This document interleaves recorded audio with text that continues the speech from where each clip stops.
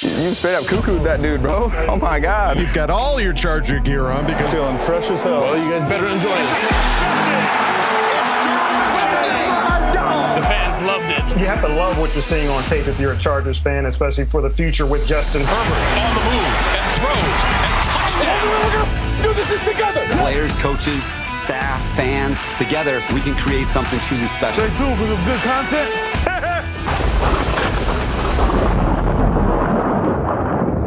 Greetings, sports fans. Welcome back to the Charger Chat. I'm your co-host, Wooldog, sitting with my buddy, Kev Duggan. Hi, Adam. How are you doing? I'm super. Thanks for asking. Squeak. All right, folks. Well, it's a two-man crew this week, as you can clearly see. We told Kyle to take the week off. We want to really amplify, try and get more listeners, more followers, and it's kind of hard to do when he's around. So we asked him to just take a week off. Just enjoy your time. Enjoy the family. Let Adam and I do the hard work here. That's not true. It's true. I told him. You're a liar, I'm Kevin. not. At least it's what I had in my head, and I'll tell him in person next time I see him. Yeah. Unfortunately, Kyle couldn't be with us due to outside circumstances beyond his control and ours. So unfortunately, it'll just be me and Kev this episode. Fortunately. Not unfortunately. Fortunately, Adam. Depends on who you ask. Wow. Come on. All right. Well, folks, Kyle or not, this is going to be a hefty episode. We've got so much lined up for you folks. We've got a fan focus, a Craig experience, a Bolt beat, and an Ask Boltfam. What? I know. We're checking all the boxes this episode. So lock in, folks. This is going to be a big one, two people or not. Buckle up. All right. Starting off up here at the top, Bobby Beathard. Those know Bobby Beathard sadly just recently passed away. Led the San Diego Chargers to their only Super Bowl appearance and passed away this last Monday, January 30th, at his home in Franklin, Tennessee. So sad. Very sad to hear. Beathard's first draft pick as the Chargers GM was Junior Seau, who went 55th overall to San Diego in the 1990 draft. So, well, what a way to start! Like your first pick as a GM for a team, and it's picking a legend, Junior Seau. Yeah, like that's pretty epic. Yeah, picking a guy like that's pretty special. So apparently the Chargers GM since Bobby Beathard, Bobby had 10 seasons with the Chargers from 1990 to 2000. After him was John Butler, who served 2 seasons, AJ Smith 10 years, and Tom Telesco 10 years. Ooh, the 10-year club. What's Justin Herbert's number? Number 10. I wonder if there will be. Ooh, let's go deeper into these numbers. So what I'm saying here. Yeah, but line this up. 10 seasons. It doesn't look like it's like the special number for the span eye. It's like that's the most you get. I don't know. We'll see if you Tommy get a Subway card. Once we punch your 10th one, you're done. You're done. See, get out. Get out my face. We'll see if he gets to 11. I hope he does because that means we're doing really well. But 10 years, 2 years. Yeah, the 2-year one seems to be the John Butler. Yeah, that's John Butler is a little blip, but everybody else gets a solid 10. So this will be Tom's 10th. This will be Tom's 10th year, right? 2023. Correct. Yeah, he's going into his 10th year. So make or break year for Tommy T. It seems like. Well, Chargers put out a in memoriam article or paragraph here, and this was from Dean Spanos. They put on their Twitter. It says, Bobby was one of the best judges of football talent in NFL history. For most, that alone would be enough. For Bobby Beathard, it doesn't nearly do the man justice. Bobby was who we all aspire to be, a friendly, caring, giving, thoughtful human being who brought people from all walks of life together. He was the best GM in football, but he was also the guy sitting on his surfboard in the ocean that you caught waves with, jogged trails alongside, and chatted up in the checkout line of the local market. He was the guy you felt like you'd known your entire life, even if it wasn't but for 5 minutes at the gas station. He was just a regular guy who happened to be anything but. Bobby was, in fact, exceptional. He was one of a kind, and he will be incredibly missed. On behalf of my family and the Chargers organization, we want to extend our deepest condolences to his wife, Christine, and the entire Beathard family on the loss of one of the best to ever do it, be it football or life. Dean Spanos. It's just so sad, man. It's like we're getting to that age now where like all these guys that were like a part of, like, this is the beginning, like the 90 teams on, like that was when I got into football. That was like when I started. So like the fact that the GM there has passed, and I don't know, it's just so sad. You hate to see it. And thank you for the Super Bowl run that, 94, and God, let's get another one for Bobby. Please. Yeah. For Bobby, do it for Bobby. Do it for Bobby. Yeah. So many nice things were being said about him. I mean, he was with more than just the Chargers, but his time with the Chargers, was just Hall extremely of Fame. impactful. Yeah. Yeah. Stud. All right. Well, on to current bits. We've got Kellen Moore, who's had his introductory press conference since our last recording, and we've got a couple of bits to talk about. This is more on the style of his offense. He said, from an offensive perspective, you take bits and pieces from everywhere, and I think that's the beauty of it. You learn from each and every person. I'm very thankful for the different coaches I've had along my journey. It's really cool, I think, to see the strength from all of these different perspectives and be able to grab different things from each guy. Then we're willing to explore. Certainly, the younger offensive head coaches have had a huge impact on this league and are guys that I watch each and every week, and I love watching those guys and studying their offenses. Hopefully, we'll be able to incorporate some of that. And I think he said, like, even they brought up like Eric Coryell, and he's like, we'll put those some. I'm like, you say that to any Charger friend, they're like, what? Yeah. Like, what's up with that, please? Yes. Can I have two? Yeah. I'll take two, please. 2 servings of Eric Coryell, please. Yeah, with the side of a run game would be great. With a side of Shanahan. Yeah, let's go. Yeah.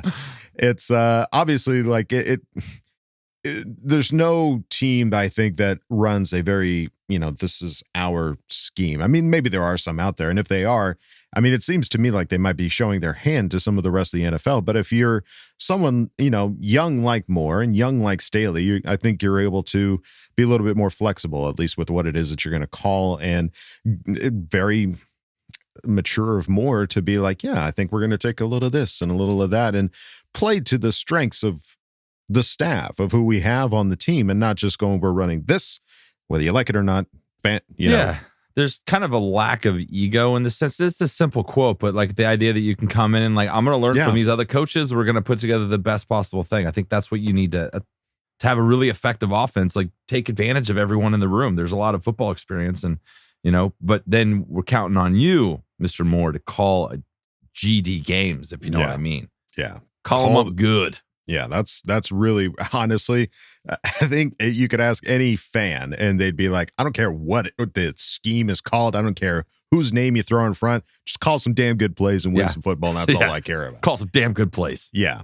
So I'm sure that's the plan. And then more on the run game, Kellen Moore said there's a balancing act in the run game. Groove calls and calls that you can kind of hang your hat on, while also being diverse enough to make adjustments throughout a game. And depending on a defense's looks, you have to be able to make adjustments throughout a game and find the things that work best for you week in and week out.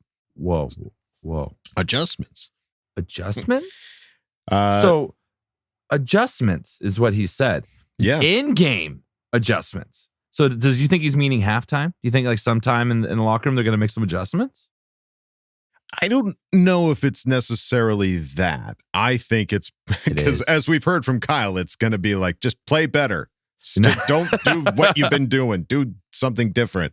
But more so planning. And we've heard this from Staley and even Lombardi as well, as whether, how true, I guess it is, who's to say, but that they, it's not going to be the same game plan every week. You're going to look at who your opponent is. What are the strengths? What are the weaknesses? This is what we're going to plan against. This is why saw. But that's what they did do against. That's what Lombardi said he was doing too. That's what I'm saying. Like, yeah, you've heard that from the current staff, but who knows how?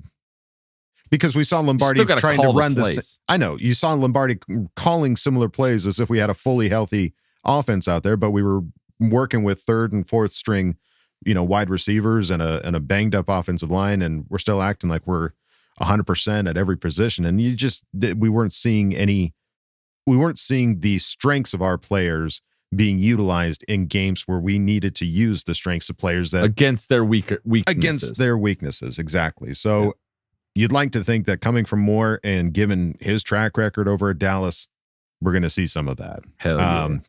He went on to say, certainly they've invested in the offensive line. We're excited about that. Running backs, we've talked about Austin Eckler, Josh Kelly, and that crew. It will be a fun opportunity for us to expand on that. Certainly from my vantage point, what Austin has done has been remarkable. You saw Josh start to develop a role. Certainly that'll be a situation that hopefully we develop 2 or 3 guys in there that can all take turns. You saw what Zeke and Tony were able to do in Dallas this past year. I thought it allowed both of those guys to be playing really good football late in the season and as fresh as they possibly could. It's just the fact that he says Kelly, he doesn't mention any of the running back. It's like, he must have some confidence after seeing some tape that could be a good solution for us, a good running back for us. Well, Kelly was the only other running back that really had an opportunity last year. I mean, Sonny Michel did, but I don't think we're keeping Sonny Michel. Oh, he's already gone. He's already gone. And Isaiah Spiller really didn't get an opportunity to go out there, and neither did Larry Roundtree in the few opportunities that he had to be out there. So Eckler and Kelly really are just the 2 guys that you can even say anything or even watch any game tape on, more than a handful of plays. So yeah, I would like to think the thing that, catches my eye is that it's going to be a team effort. You're not just going to throw Austin Eckler in there for, 75% of plays and then Josh Kelly on 25%. And to the reason that Eckler's going to be worn out by the end of the year because of how much of the load that he's carrying. If you're able to split that load effectively, who knows what could possibly happen. That's what she said. Ooh. So very exciting to see from Kellen Moore again. Yeah, I hate the fact that we have to wait so freaking long. It's the longest wait of all time. I hate this so much. I'm curious what it's going to do for Austin, because Austin's been this touchdown monster, reception monster. I don't think that's going to be the case next year. Because it felt like it was out of necessity, just straight necessity. They couldn't get the regular run game going that way. Yeah. Just I'm excited. I would love to see them do a little bit more of what they did with Zeke and Tony Pollard in Dallas. I think that's healthy, and you can get a run game going. It's only going to be good for Justin Herbert. Yeah, absolutely. Well, looking over at Twitter, a tweet caught our eye from the tweeter Angry Chargers Fan, aka Angry Bolt Fan on Twitter, who brought out a stat. It's an interesting stat. It's not a do-all, end-all stat, but it's a stat that makes you kind of raise your eyebrow and go, interesting. Yeah. So he tweeted out, for those in the "is Herbert an upgrade from Dak" camp, here you go. Apparently in 98 games, Dak has just 8 wins if the team rushes under 100 yards. Okay. Are you following the equation here? I'm following. All right. Team doesn't rush more than 100 yards. Dak only gets 8 wins. Okay.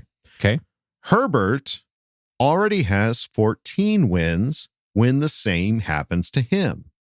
Okay. If you take, oh man, this is like a math question. If you take this across his entire career, Dak is 13-27 if the team rushes under 120 yards. So what I'm taking from this is Justin has never really had a run game. Dak Prescott always had a run game. Yes. And we're going to bring a run game to Justin Herbert, because Herbert in 36 games he's 18-18 in the last 3 seasons, and Dak in 18 games is 6-12 when your rushing attack is under 120 yards. Yes. So I think that just points to the fact that if we can get this going, get this run game going, it's going to be a lot of wins. It's going to be some dubs. Yeah. Dak is reliant on a run game performing well in order to succeed. Herbert is not. Get it on his back. He'll carry you if you need to. Right. So if Herbert is not reliant on a running game, bringing a running game to Herbert, what will that do to his winning percentage? I'll tell you what, we have to wait 7 months, 8 months for that. 7 months for that to freaking come to fruition. Yeah. So It's an interesting stat. Obviously, it's not like the case closed. Yeah. The defense rests, Your Honor. That's not like, it's not that, but it is an interesting thing because there are a lot of people that are saying, Herbert's not an upgrade. Herbert is an upgrade. It's an interesting stat. Something to consider. Something to chew on. Yeah. All right. Well, Dove Kleiman. What's been up with Dove? Dove Kleiman tweeted out, Chargers star Keenan Allen and tight end Gerald Everett are most likely cuts for the team, per Daniel Popper. What? LA Chargers can save $14.8 million in cap space by releasing Allen and $4.25 million by cutting Everett. The Chargers are currently $23.4 million over the cap. Now, he's quoting Dan Popper, and from my understanding, Dan Popper didn't say they are most likely cut, but really was more pointing out the fact that Keenan Allen is going to be, $14.8 million hitting the cap. Gerald Everett, 4.25. Do the math. That would make sense. It was more so, I think, that he wouldn't be surprised if that happens. Doesn't necessarily mean that there's nothing else to indicate. Yeah, there's nothing to indicate that they are most likely cut. I just don't see how, it's been a weird time the last couple of weeks of people all right, well, we need to save money. How do we save money? Let's cut Joey Bosa. He has a lot of money. Yeah, who's hitting our cap the most? Well, Joey Bosa, Keenan Allen, all the team captains, get them out of here. What's Justin Herbert's doing? Okay. The reason why in your mind it's easy to cut them is because there's so much money. It's because they're our best players. Yeah. You don't want to get rid of Keenan Allen. You don't want to get rid of Joey Bosa. Right. They're the best at what they do. Sure, Keenan's a little older. He's, Keenan and Joey are the last remaining San Diego Chargers on the team. I get it. He's still Keenan Allen. So go do your best and try and get rid of other things or restructure before you get rid of our star players. Right. Just no. No. You look at the last season at what the wide receiver core was. Keenan Allen was down for a lot of last season. Yeah. But when Keenan Allen was out there, how productive was Justin Herbert? Monster. He's a third down monster. So you can't, I get the idea. You want to look at who's costing us the most. How old are they? Get them out of here. I get it. But you can't, it was Tommy T who said I would rather spend a lot more money on a player that's going to be productive because I know I'm spending my money in the right spot. I'm spending money on a player. All of this cap space, this delicious cap space. Yeah. So there's still an opportunity from what I've read, and I don't know how true it is, but from what I've read, there's still an opportunity to adjust contracts, turn, contracts into signing bonuses and make room. There's still ways to make room without just straight cutting people. Yeah. So let's hold on until we see we've got the entire off season, folks, to make some of these adjustments. And I know that there's going to be deadlines for, you got the draft coming up. You've got free agency. You've got all of these things that need to get figured out. Obviously, all of the front office is aware of it. But they're short of Dan Popper's report of saying that hey, it makes sense to cut Keenan Allen. There has been no indication that Keenan Allen is going to get cut or Gerald Everett. Yeah. So we just got to wait and see. I mean, if you're hearing it from other people on Twitter like Dove Kleiman, hold your horses because there's not really anything to substantiate those claims. It's the speculation game, and it's speculation city until something happens, and then we speculate other things. Yeah. All right. Well, apparently, part of the reason why Keenan Allen is worth $14.8 million in cap space, he earns the Chargers' highest PFF season grade. The longtime Chargers wide receiver was PFF's highest graded Chargers player this season with a grade of 84.8. He'll read anything on the teleprompter. I really will. Sorry, that's typo. what it's written. Okay. This is a fun to know. This could be entertaining later when we don't have as much to talk about. It's shocking that in 252 episodes you have not utilized that yet. I know. Get ready. I love you. Keenan averaged 75.2 receiving yards in a game averaged 75.2 receiving yards a game in those 10 games, which would be his most since 2017. From weeks 13 to 18, Allen led the NFL in receptions with 50, with 16 of those coming on third down. Allen finished the year with 66 receptions for 752 yards and 4 touchdowns in 2022. Good enough to finish in the top 10 of PFF's receiver list. If he's healthy, this last season, no one is talking about, man, it seems like we could probably cut him. No. With all the clutch this. receptions, especially on third down, that's the thing, guys. You got to look at this where we were in situations where Herbert had no choice but to throw it on third down. And who was he throwing it to? Most of the time, Keenan Allen. Yeah. Because he found a way to get open. He found a way to get first downs, and he was reliable. He was clutch. He was catching balls. Hella clutch. You don't just get rid of that and go like, yeah, we'll draft somebody.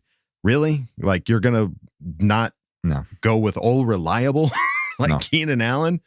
So obviously great to see Keenan Allen take home the accolade of the highest Charger PFF grade, whatever the heck that even means. I'm sure he'll hang that on his wall. Yeah. What we're hanging on our wall is some names of new Patreon members, folks. That's right. We have a Patreon, patreon.com/ChargerChat, where we get to post all these funny videos. Lots of Hollywood coaches' corners. The last one was wild. The last one was a doozy. We took a look at The Last Boy Scout and tried to glean any kind of football. Kyle, I've never seen Kyle's mouth almost hit the floor the way that what? It was pretty awesome. It was pretty awesome. And we've got lots more to come this offseason. We're going to have a lot of fun over there on Patreon. And as always, we need to shout out two new names, new patrons over at Patreon, and that's Julio Camacho and Amber Dorman. Thank you. Welcome to the party, pals. That's right. Thank you so much for joining patreon.com/ChargerChat. And if you don't want to go over there, that's A-okay. You can go on over to our website, chargerchat.com. Check out all the cool stuff we got over there, t-shirts, hoodies, and stickers. You can chat it up with other Charger Chatteteers in the member section and ask questions and Ask Boltfam. So go check out chargerchat.com. All right, guys. Well, time to go on to the next segment. It is Fan Focus. Bring it into focus. Got it? Got it. Let's go. Let's go. All right, guys. We're back with another Fan Focus, and we are super lucky to have Mickey from Fullerton, California. What's going on, Mickey? Nothing much. I'm just happy to be on. I like the jersey, old school. Got to respect the Phil Rivers. So it's my favorite Charger. I love it, the guy man. who made me a Chargers fan. I love it. Well, let's kick this off the way we always do, man. Like, how did you become a Charger fan? So I didn't grow up watching a lot of football. It was more like until 2010. I think that was the season. I just randomly got in a playoff pool with my family. We just picked a team to win it all. And I got the Vikings. And that was the year Brett Favre was on it. And he made it to the NFC Championship game. Lost to Drew Brees and the Saints. And I remember being so mad, and I got hooked on football after that. And I was like, nice. Okay, I'm gonna keep. I gotta keep watching this sport, but now I need a team. So the following season, I was like, we're watching. I think the red zone was like just becoming a thing at that time, and during the Chargers game, I forget who they were playing, but like I'm watching them play, and I'm looking at Philip Rivers. One, he had that like funky throw. It's like, it just caught my eye just immediately. Yeah. And then just the energy he always gave off was exactly how I am as a competitor. I'm like super loud, like on like the baseball field or sports, whatever kind of event I'm at. I'm always like popping off whenever something great happens. Like, let's go. Love like it. Anytime a Chargers score a touchdown, you'll see me like that. I love it. That's awesome. So you've been a fan for a while then. So you've kind of experienced the roller coaster that is Charger fandom. Like the way I describe being a Chargers fan, it's just eating a razor cake. The cake just looks so beautiful on the outside. And you just eat it like, oh my God, all this potential. So good. And then one point in the season, you get that piece of the razor blade inside. Like, oh my God. Yeah. And no matter how many times I've eaten this cake, I'm still sticking around like, there won't be a razor this time. You keep going back. You keep going back to the cake, man. Yeah, well, that's an interesting analogy. That's definitely how it feels to be a Charger fan. You get caught once a year pretty good, and it kind of throws you for a loop. So, what were your thoughts on, this year and what the Chargers did? We, first time Justin Herbert made it to the playoffs, not the way you want to see it, but we got rolling there at the end. Like, what were your thoughts, for how that season went?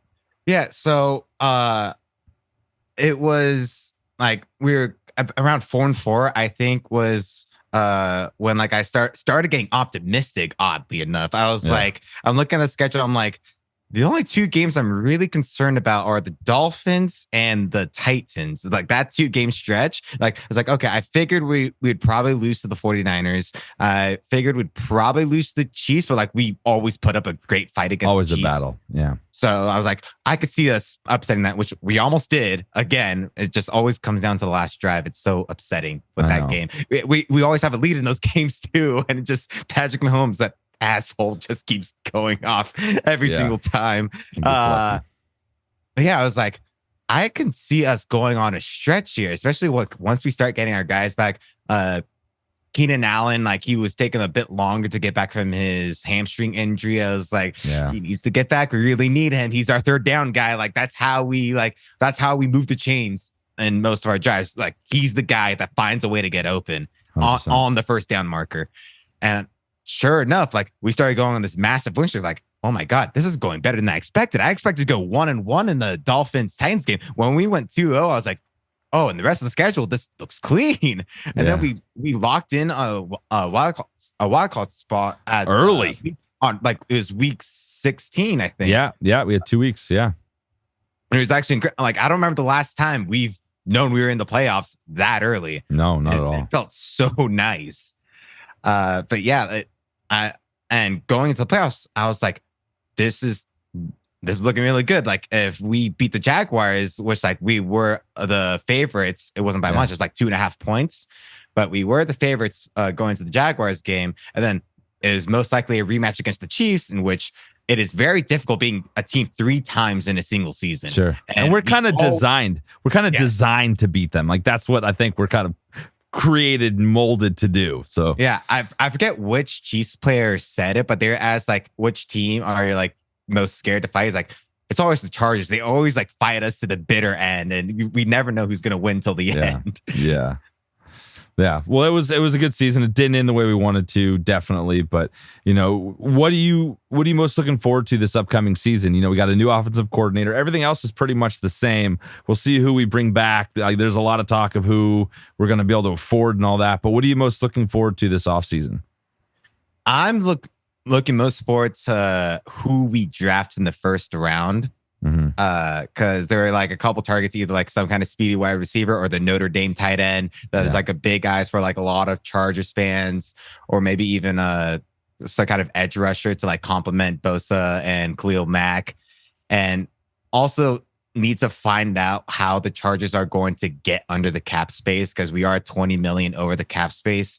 So like people, some players may have to restructure their contracts. Some people get let go. So, but overall, I'm pretty optimistic, and everything I've seen from Kellen Moore, I'm just super excited. Like what's going to happen with this team next season. I'm like, we're going to the Super Bowl. We got it. We got it next season. I love your optimism, dude. Yeah, same here. I'm just excited. Took a few weeks, but I'm feeling much more excited about it, ready to get it rolling, ready to see what this new offense is going to be, ready to see this defense get even better because they've had more time to play together and all that. And let's get you out of here on this, Mickey. What has been your best Charger moment, your best Charger memory? My best Charger memory was the previous time we were in the playoffs in that game versus the Ravens. And the Ravens had like, I actually don't remember how we lost to them. I don't remember it being close, but it could have been. I don't remember it being close. Wasn't it in the regular season? It was like the previous game too. Maybe I'm remembering it correctly. It was like back-to-back games. It may have been back-to-back games. Oh, like I think that did happen. Yeah. But like it didn't look pretty. And then like in the playoff game, we smashed them. And then Phillip Rivers, like one of my favorite moments for him is when he like scrambled for scrambled for the first down, and he just looks both ways and just sticks the arm for the first down. I'm like, that's my guy. Let's go. He's awesome. And he milked it so perfectly. Like that was classic Phil. And God, I miss that guy. I'm so glad we have Justin. Love Justin. But Phil, man, that was a different breed.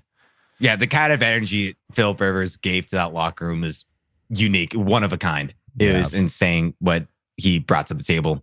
Absolutely. Well, hey, Mickey, thank you so much for coming on, man. It was a pleasure chatting with you and getting to learn about your fandom. And man, let's roll. Keep that energy coming. Stay excited because it's gonna be an exciting year coming up. Yeah, I'm definitely looking to try to hit some games next season. I have a friend who lives in Connecticut who's a Cowboys fan, and we have a home game against us. I'm like, hey, you need to come out to California so we can go to this game together. Definitely. Don't miss Thunder Alley, and hopefully we'll see you there, man. It'll be a lot of fun. Oh yeah, definitely try. All right, man. We'll talk to you later. Later. Well, I love it when I hear that it's Phil, Big Papa Phil, that's bringing fans in and like Mickey. Mickey, that was awesome, dude. Thanks for coming on and chatting with Kev. Yeah, boy, watching Phil throw those weird little sidearm throws. Yeah, and we started to see a little bit of that from Herbert at the end of the year. He was airbending some footballs around some players. That was pretty impressive with some of these sidearm throws. So awesome, dude. Well, hey, keep the energy coming there, Mickey. That was fantastic. Hope to run into you at some point at one of these games. All right, time to go on to the next segment. You know them, you love them, and I love it when there's only two of us because I get to play along. It's the Craig Experience. Oh, yeah. Oh, yeah. Come on in, man. Kick your feet up. Oh. Craig Experience. Hello there. Make yourself at home. Got some stuff to talk about, right? Moving on.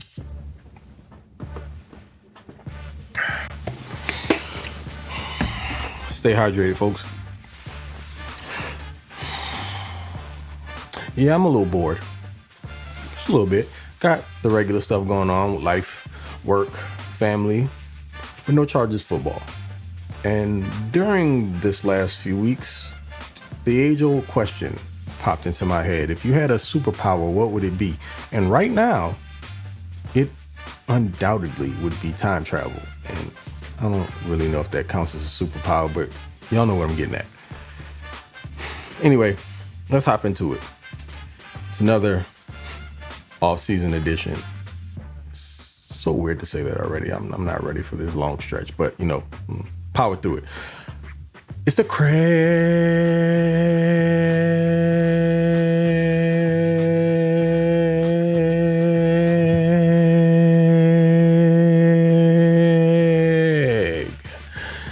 Experience. Definitely time travel. Because it would be my little way of getting through that lull, like that dead period between the Super Bowl and the Combine. It's just like nothing going on.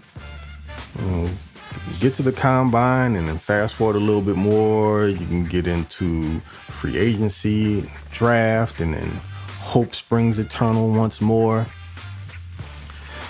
And also, a nice little glimpse into what the plan is to remedy this cap situation the Chargers currently find themselves in. Man, what a difference one offseason can make. Because remember, at one point last year, there was so much bread to use, and then that got spent up, and we had all that excitement, and now comes time to pay the piper. The Chargers are currently a little more than 20 mil over the cap. And then when you take into account draft picks, another few mil. Look, I'm not really worried. We've got, the maven of finance, the king of coin, Eddie McGuire. I'm sure he'll do his thing and get everything situated. Maybe some guys are willing to restructure their deals. If not, you might be looking at some of your fave Charger players moving on, which would suck. It's a reality, though. You have to take that in consideration. It very well could happen. But we'll see how that goes. But hopping back in the DeLorean and going back to the present. Is that how that works? Because, I went in the future back. Okay, yeah. It's been a long day. But as of right now, there are some questions to be answered. And let's start it by chatting about old Kellen Moore. Depending on what day you check Twitter, whether it be Cowboys Twitter, Chargers Twitter, just whatever section of Twitter you subscribe to, you can find all kind of crazy stuff going on. Now, I will admit, initially, I wasn't super happy about the hire. I didn't hate it, but he wasn't in my top like 3. And when he became available, and I know what you're saying, like, how could he be? He wasn't available, but there was chatter about it. So I knew that there was potential for him to be available. He was probably option 5 or 6 for me at the time. And a lot of that had to do with the way some of these Cowboys games ended on offense. And upon further review, checking out some of the performances where one Mr. Dak Prescott, you know, the guy that some of these Cowboys fans are claiming, they're claiming that Justin Herbert isn't much of an upgrade over this particular person. And oh, do I love that bookmark feature on Twitter, as well as screenshots, because I keeps all the files. We'll revisit this in a year. But, yo, it wasn't Kellen. Watched a bunch of the games, and there were some instances where Dak Prescott's inner Ray Charles would come out in the most inopportune times, and that wasn't a Kellen thing. Now, is more perfect than play calling? No. But what I do like about what he does is that his route combinations are really nice. I like the way he manipulates defenses. He utilizes tight ends, multiple. Hint, hint, maybe something to think about when you're looking at what the Chargers may do potentially going into next year. And I think the run will be incorporated a bit more. Now, not to the degree that it was with the Cowboys, because they paid Zeke, and I think Mike McCarthy and Jerry Jones were kind of leaning on Kellen a bit to be more balanced, feed Zeke. And Mr. Pollard, who I think more probably favored to Zeke, and we understood why. I mean, Pollard was a more explosive back. The results seemed to be a little bit better when he got his hands on the ball. You utilize Zeke in the red zone, more of a short yardage dude, but that ain't what you paying him for, right?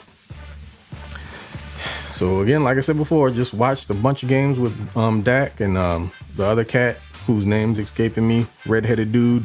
Y'all know who I'm talking about. Again, it's been a long work day, so the wheels aren't turning as fast as they normally are, but him. Pretty significant difference when you watch him play. The mistakes were brought down. Now imagine this, an offensive coordinator adjusting his scheme to fit the players that he had available to him. Novel concept, but that's in the past now because Joe's gone. Never have to worry about that again. Maybe he can go be Sean Payton's problem.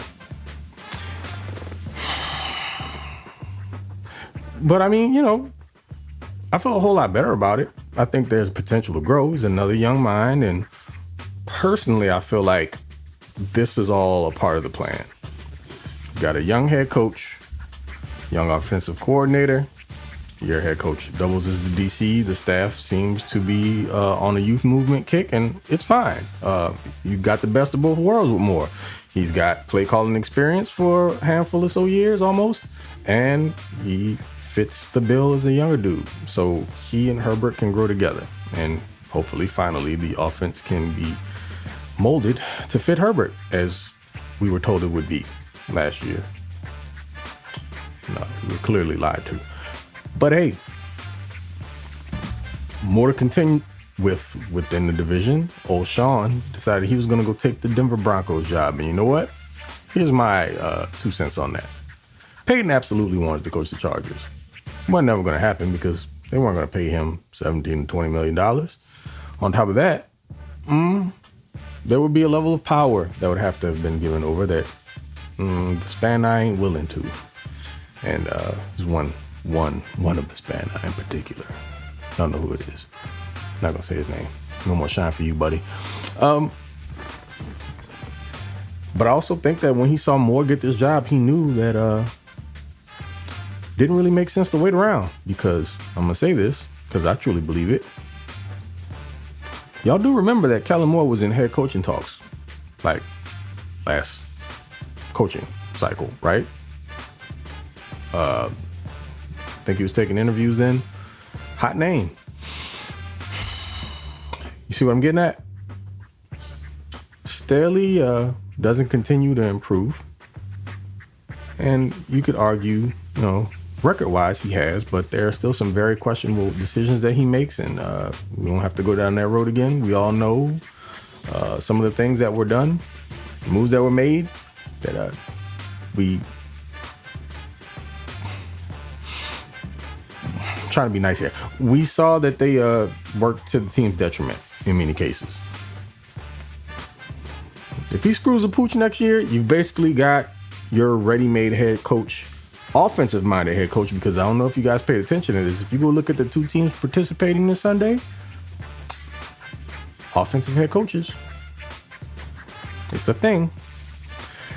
So Kellen could move right on up into that head coaching position, already have the relationship established with Jay Herbo, and figure out the DC situation. And these are all hypotheticals. We're moving too far down the line. Hopefully it doesn't have to get that point. Hopefully year 3 of Brandon Staley is the one where he kind of pulls it all together and steps up as one of the premier coaches in the NFL. Of course, you have to establish that over longer periods of time, so we need a bigger sample size. I don't want to get too far ahead of myself. And then you've got all this talk recently here about Aaron Rodgers potentially joining the Raiders. Could just be nonsense, but you never know. I mean, you got Russell Wilson, Mr. Unlimited Corn, and him teaming up with Sean Payton. Of course, Devontae Adams lures Ron over to the Raiders. It would only make sense. And I don't care what anybody out there says. If you're looking at Super Bowl winning head coach to pair with Russell Wilson, and maybe they can salvage that, and you got Devontae Adams and Aaron Rodgers, we all know what that combination looks like. That makes for some interesting games, which the Chargers already play within the division. And you know what? I wouldn't hate it. Maybe they can murk things up a little bit, make things a little bit more competitive against the Chiefs, and then you got a real fight for the division as opposed to everyone looking up at Patrick Mahomes all the time. So we'll see how that works out. But anyway, long story less long. I'm looking forward to the offseason. Wish I could make it go by a little bit faster, but of course, like I said, I don't have Doc Brown's number on speed dial. So stuck here, like the rest of us, watching and waiting. But this weekend, it's Fly Eagles Fly. Yeah, we are all honorary Eagles fans. And yeah, once again, seeing ex-Chargers staffers in the Super Bowl with other teams is just that. But anyway, still, go green. Let's get it done, because I ain't trying to see Kermit with another ring. Not about that. I'm over it. Done with that. But yo, thank y'all for joining me, CC Gang. I do appreciate you. And I didn't even salute y'all at the beginning of this. What am I doing? See what kind of day it's been? All off kilter right now. But y'all know who it is. Mr. Bowl Gang of Do Not Bang, aka TOP_FLYT3 over on the Twitter, the Bird app. And yo, stand by. Let's have fun with this game as much as we can this weekend. See what sort of moves the Chargers make here in the offseason. But every step of the way, your guy will be here with you, because that's what we do. We ride together. Till the next one. Y'all take it easy. Okay? Love you. Bye. Well, a lot of interesting thoughts there, Craig. I love the the off season is the breeding ground for maybe this, maybe that, maybe this, maybe that. There's a lot to take into consideration. Things could potentially happen still, but who knows what could potentially happen. What I am looking forward to, and why I do love Craig being here on the show, is Craig is the one who loves watching the combine digging into all the college stuff, all the players. And so I'm excited to see some of Craig's recommendations for this upcoming draft and players that might be great fits and all the little, hidden gems that might be out there in the draft. So I'm really looking forward to that. And Craig, there's a few superheroes who've been able to time travel. I think the Flash is one, and I think Superman is one. So, but definitely not Dak Prescott. No, he was bringing out the inner Ray Charles. That was ridiculous. I'm glad that he went, he wasn't that excited about Kellen Moore, but he went back and looked at it. And when you have time to go back and look at it and evaluate it a little bit more, it's easy to place blame on the play caller, but I'm glad it flipped around and he feels that way because got to get excited about our new boy. Absolutely, yes. Really looking forward to see what Kellen Moore can do, and it's going to be a fun off season, as Craig said. So, Craig, thank you for another awesome Craig experience. And now it's time to go on to the next segment. Oh shit! What? The Bolt Beat. Oh, boom. Welcome back to another edition of The Bolt Beat. As always, I'm your host, the acting editor over at boltbeat.com, Jason Reed. You can follow me on Twitter at Ichirides or follow Bolt Beat on Twitter at BB_Chargers. And of course, check out all of our wonderful offseason content now that the offseason is fully underway for the Chargers. It's been some time. I last hollered at you guys before the wild card round against the Jaguars. That's the last time I'm going to mention it for the rest of the offseason. We're back at the standing desk today. Tripod left at a friend's house once again. That seems to be a trend for me. But here we are. We're still moving along. Still got my beautiful webcam, and I'm still excited to get back on the Charger Chat podcast. I think the number one thing to talk about with the Chargers that I wanted to talk about, it seems like it's the biggest conversation with the fan base, and it doesn't really make a lot of sense to me, is the discourse around Mr. Keenan Allen. Keenan Allen, who is probably going to go down as the greatest receiver in Chargers history, at least statistically, if he sticks around, has become the target of cut conversations. Now, the Chargers are in cap situation where they need to free up money. They are about $20.38 million above the cap, I believe is the exact number, according to Over the Cap. They need to free up an additional around $3 million to pay their draft class in the 2023 NFL draft. And Keenan Allen has become the number one target to be cut because he would free up around $14.75 million, I believe it is. If he is cut, it'd be around $17 million if he was traded. And look, on paper, it seems like it makes a lot of sense. Keenan Allen's on the wrong side of 30. He's coming off of a season in which he only played 515 snaps because of a lingering hamstring injury. He also doesn't have the cleanest bill of health in his career as he dealt with injuries early on in the 2015 and 2016 seasons. Typically, we see this in the NFL. Older receiver, he's been a little bit of injury prone. Team is in a certain situation with the salary cap, and they have no other option but to move on. All those things point to that, but it still doesn't make a lot of sense for me for the team to move on from Keenan Allen for multiple reasons. Number one, this whole last year, 2 years, 3 years has been about building around Justin Herbert. They spent $20 million on Mike Williams because they didn't want Justin Herbert to lose one of his weapons.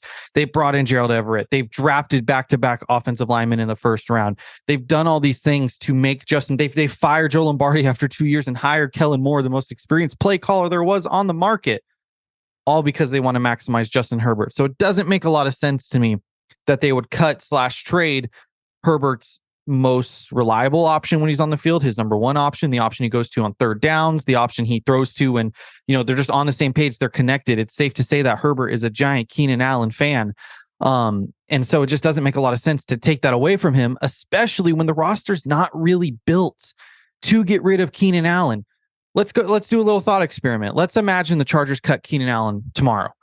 And what's left? We have Mike Williams, who is arguably less reliable than Keenan Allen. I love Mike Will. He's super important to this offense. But he has been more injury prone than Keenan Allen. Obviously, we all hope that doesn't happen next year, but relying on him to be the number one might be a little bit of an issue. The number two receiver, Joshua Palmer, who I'm a huge fan of. I've invested in his rookie cards, but he hasn't shown the leap to be a great number two option. And it is a little bit of a risk the third year in his league. Could it work out? Sure. Could it also not work out? Yeah. And then you're also pigeonholing yourself into drafting a receiver in the first round of the 2023 NFL draft. Now, realistically, the Chargers probably should draft a receiver in either the first or the second round this year. But relying on said receiver to not only replace Allen, but be like a reliable depth option is kind of alarming, concerning. Like, it's not the best thing in the world. Yes, there's the guys like Jamar Chase and Justin Jefferson, and fans will always point out those guys when talking about first round receivers, but they won't point out the likes of a Jalen Reagor or a Jahan Dotson or Jerry Jeudy, who's good, but took a few years to, blossom and still isn't really like a true number one. There's these guys who aren't true number ones who either don't blossom at all or take some time to blossom. Getting an instant, contribution out of a rookie in year one, especially a receiver, it is not a surefire thing, regardless of how fast they run, regardless of their tape, especially in this wide receiver class, which is a lot thinner than the last 2 years, if we're just being, honest. So it's a situation where, yes, they could land a home run. They could hit a home run with a first round wide receiver or second round wide receiver, but there's no guarantee. So what's the better option? The better option is to keep Keenan Allen in town, still draft that receiver high in the draft. And that way that receiver, A, doesn't have as much on his plate. He's not expected to do as much. He can naturally grow into this offense. And B, the Chargers can actually learn what they have with said receiver and then can kind of pivot in the future for that instead of throwing all their eggs in the basket this year. The team can still free up a lot of money next offseason if they need to by cutting Allen if he continues to regress. But if you cut him now, you don't leave yourself with many other options. I mean, the wide receiver room will literally have 2 people in it.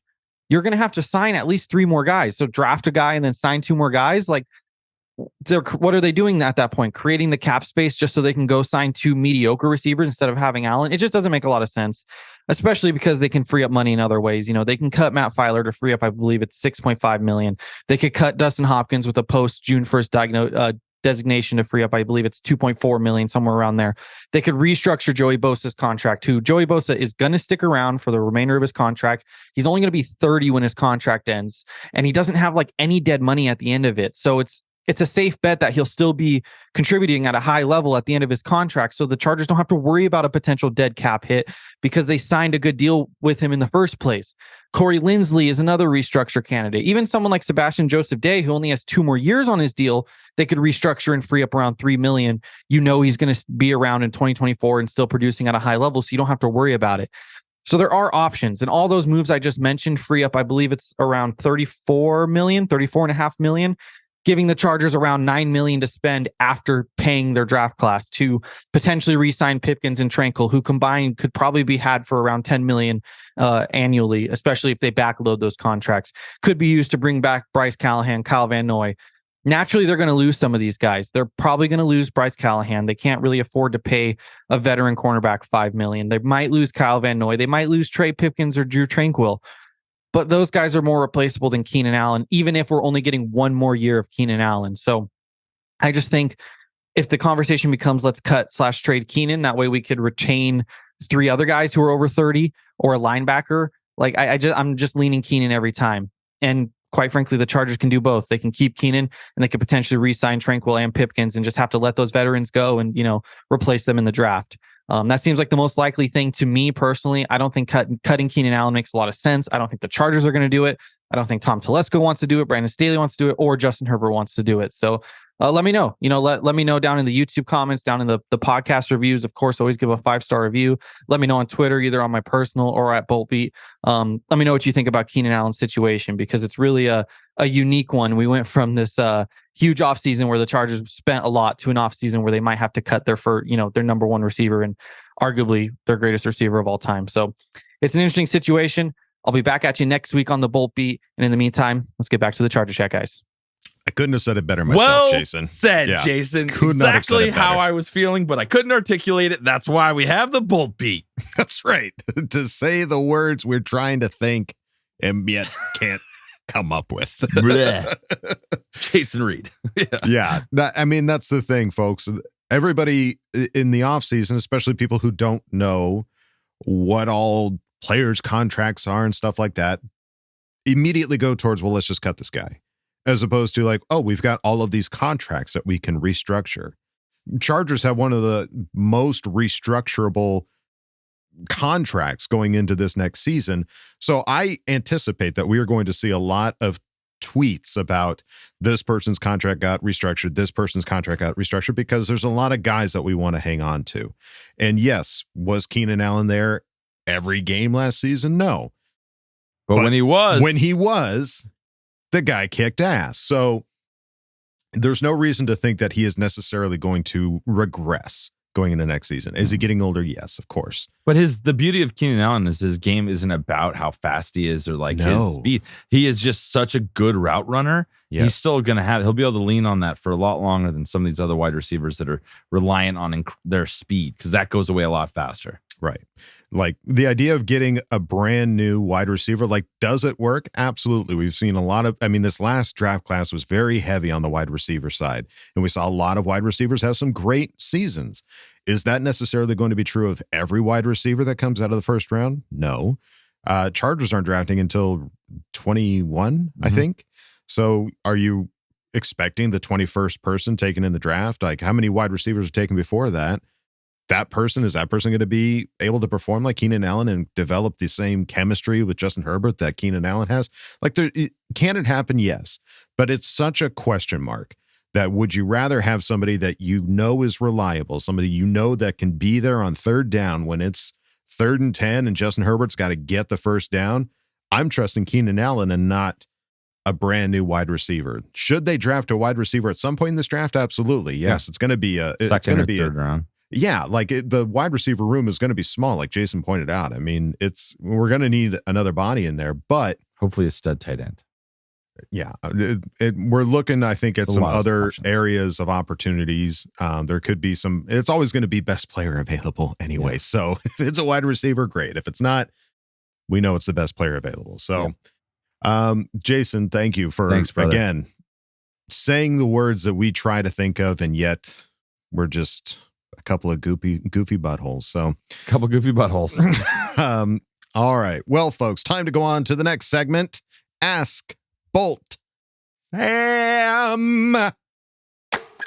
Time to put your money where your mouth is. Hi, guys. Go jam a thumb up his butthole. That's what you do. I wet myself in excitement. Oh, so hungry. Your thoughts are totally appreciated. Catch you later, dude. Okay, love you, boy. That's right, gang. It's time for Ask Boltfam, two-headed edition. We started off with Bolt Up Cat. Certified fresh. Who asked the question? Hi, Cat.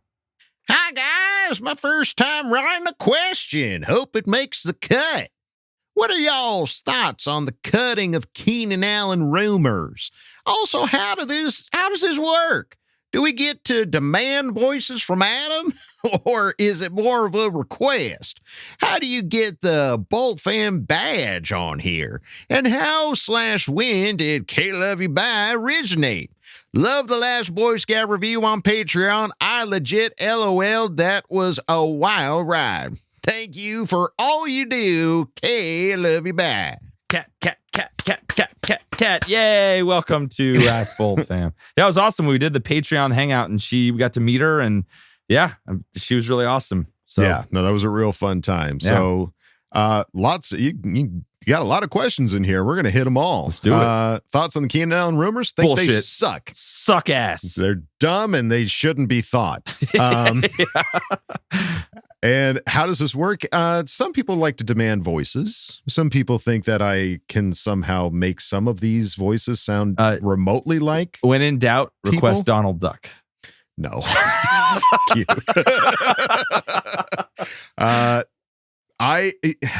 So the one thing that I tried to say is I'm not an impressionist in any way, shape, or form. Like, some of them I can do kind of good, but I am not an impressionist by any way. I'm a voice actor. I like to do voices. So worst case, or when in doubt, an accent, describing a person or something like that. I love that. I love talking about, like do an old man who just got kicked in the groin, like, oh no, like that's, I love that stuff. So that's always fun. Non-specific. But whatever you request, even if you request Donald freaking Duck, I'm going to do my darndest. I'm going to do my best. Oh, man. It might suck, but hey, you asked for it. You asked for it. The Boltfam badge on ChargerChat.com. I'll go at it. Are we handing those out willy-nilly? I was for a while, and then I got really busy. So I got to go back through, and I'll add all the badges to everyone that was on Fan Focus. So if you join the website, you get a little badge if you're on Fan Focus, so you can see everyone that was on Fan Focus. All right. Yeah. Well, I'll get back into that.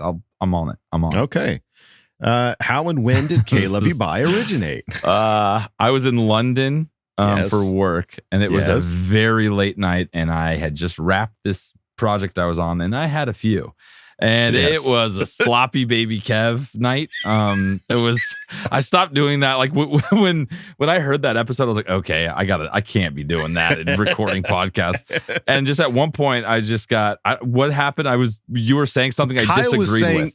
Well, no, Kyle was, as usual, you and Kyle were bickering about something. Classic. And you said something like, I love you too, bye. Like, just like you were bye. hanging up a conversation. It's like, hey, dude, we're doing a podcast. You don't say bye like right in the middle of the podcast. Like, yeah. And it turned into K love you bye. And that's been the way that we've signed off. I think there was like episode 50 It was something. early. Maybe But 20 something. I can't remember. That came out because that's what I say to my wife when I hang up the phone. K love you bye. We just gotta get off the phone real quick. I was like, I wanted that conversation to be over with Kyle. K love you bye. So if you're ever in a conversation you don't like, you can just say K love you bye. You'll catch them off guard and they'll be like, then you win and you walk away. You win.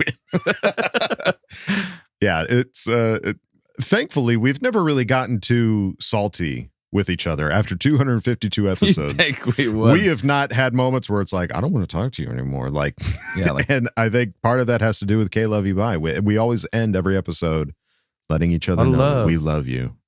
I love you so much. Adam, I fucking love you. I can't quit you.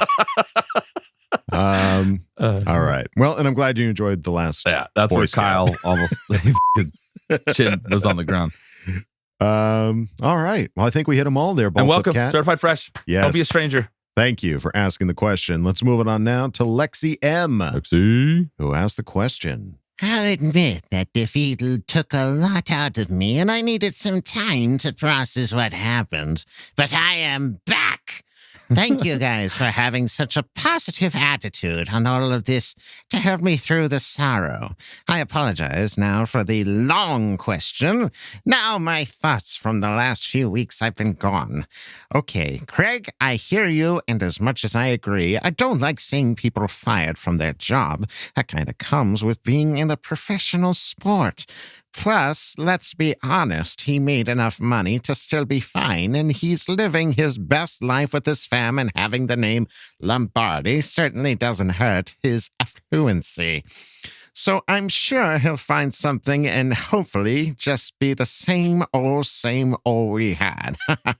Seeing the motherfucking Chiefs do it again was so frustrating, and I can't not stand Patty Mahomes. However, I have huge faith in the Eagles and hope they can pull this dub out.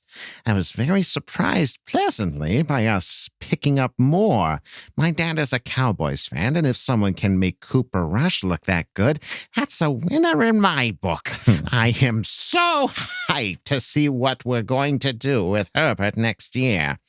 As for the draft goes, give me a Kelsey tight end. If we can get someone to fill that spot, we got it.